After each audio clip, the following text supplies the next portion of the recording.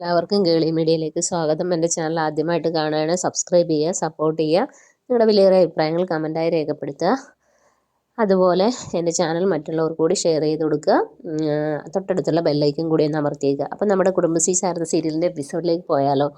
ഇന്നത്തെ എപ്പിസോഡ് എന്ന് പറയുന്നത് നമ്മുടെ ശാലിനിയും വിഷ്ണുവും ഒരു കടയിൽ കയറി ഫുഡൊക്കെ കഴിക്കുന്നു. അപ്പോൾ അവിടുത്തെ അമ്മ അവിടുത്തെ സാഹചര്യങ്ങളും കാര്യങ്ങളൊക്കെ പറയുന്നു. അപ്പോൾ ആ കുട്ടി ഒരു കാര്യം പറഞ്ഞത് ആ അമ്മ പറയുന്നു, അവളുടെ സ്കൂളിൽ ഇങ്ങനെ ഒരു കലക്ടർ വന്നിട്ടുണ്ടായിരുന്നു, ആ കലക്ടറെ പോലെ അവൾക്ക് ആകണമെന്നാണ് പറഞ്ഞതെന്ന് പറയും. അപ്പം ശാലിനി ചോദിക്കും അവരുടെ പേരെന്താന്ന് പറയും. അപ്പോൾ ശാലിനി വിഷ്ണു എന്ന് പറയും.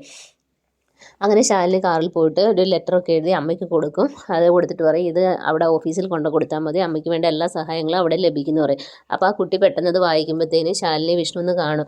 അപ്പോൾ അമ്മമ്മയോട് പറയും ഇതാണ് അമ്മ ഞാൻ പറഞ്ഞ കലക്ടർ എന്ന് പറയും. അപ്പം അമ്മമ്മ പറയും മോളായിരുന്നു കലക്ടർ എന്ന് ചോദിക്കുക, അത് കുഴപ്പമൊന്നുമില്ല, അവിടെ ചെന്ന് കണ്ടാൽ മതി എന്ന് പറയും. അങ്ങനെ അവർ വീണ്ടും അവിടുന്ന് യാത്ര തുടരുകയാണ്. സന്തോഷങ്ങൾ നിറഞ്ഞ നിമിഷങ്ങൾ വണ്ടിയിൽ ആടിത്തിമിർത്ത് അങ്ങ് പോവുകയാണ്. ഓരോ കാഴ്ചകളും കണ്ട് നേരെ ഒരു പൊന്മുടിയിലേക്കുള്ള യാത്രയിലാണ്. ഇതേ സമയം നമ്മുടെ സത്യഭാമയാണെങ്കിൽ പ്രശ്നം പരിഹരിക്കാനായി ജ്യോത്സ്യൻ്റെ അടുത്ത് ചെല്ലുന്നു. അങ്ങനെ ജ്യോത്സ്യൻ കവിടെയൊക്കെ നിരത്തി കാര്യങ്ങൾ പറയുന്നു. എന്നിട്ട് പറയുന്നു നിങ്ങളുടെ മകനാണ് ആപത്തുകൾ വരാൻ പോകുന്നത്, കേസ് ഒഴിഞ്ഞിട്ട് സമയം കാണത്തില്ല എന്ന് പറയും. അപ്പോൾ സത്യഭാമ പറയും അതിനെന്ത് പരിഹാരമെന്ന് പറയും. അപ്പോൾ പറയും നടയിൽ ഇങ്ങനെ മുട്ടിലിഴയണം എന്ന് പറയും. അപ്പോൾ സത്യഭാമ പറയും എനിക്ക് വയ്യ എന്ന് പറയും. അപ്പോൾ പറയും മകനുമായി ബന്ധപ്പെട്ട ആരെങ്കിലുമായിട്ട് ചെയ്താൽ മതി എന്ന് പറയും. അതെന്തായാലും ചെയ്തിരിക്കണം എന്ന് പറയും. അപ്പോൾ സത്യഭാമ പറയും ചെയ്യാമെന്ന് പറയും. അപ്പോൾ അതിനുള്ള ഒരുക്കങ്ങളൊക്കെ ചെയ്തോളാൻ പറയും. അങ്ങനെ അവരും അവിടെ നിന്ന് മടങ്ങുകയാണ്. പിന്നീട് വിഷ്ണു ഇവർ യാത്ര ചെയ്യുന്ന സമയത്ത് ഈ ശാലിനിക്ക് ഇങ്ങനെ ഭയങ്കര വിഷമങ്ങളൊക്കെ വരും. അങ്ങനെ അവർ പുറത്തിറങ്ങി അവിടെ നിന്ന് കാഴ്ചകളൊക്കെ കാണാം. അങ്ങനെ ശാലിനെ ആശ്വസിപ്പിച്ച് രണ്ടുപേരുടെയും കുറേ പ്രണയ നിമിഷങ്ങളൊക്കെ കഴിയുമ്പോഴത്തേന് അങ്ങ് താഴെ കാട്ടിൽ നിന്ന് ഈ കാട്ടിലെ മൂപ്പൻ എന്ന് പറയുന്ന ആളാന്ന് തോന്നുന്ന ഒരാളിങ്ങനെ കയറി വരികയാണ്.